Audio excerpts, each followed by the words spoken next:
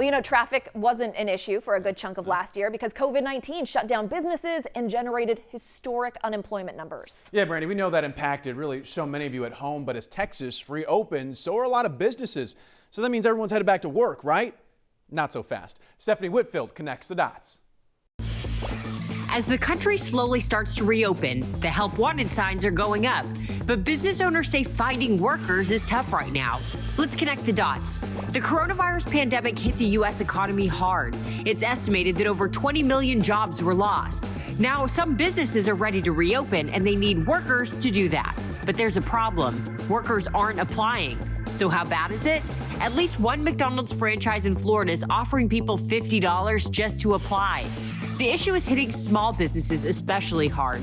The National Federation of Independent Business found in March that 42% of its members had job openings they couldn't fill. Restaurants of all sizes are feeling the heat. They were some of the first businesses to lose workers when the pandemic hit, and they're now having a tough time finding workers again. So what's the problem? Workers report concerns about being exposed to the virus, also finding childcare.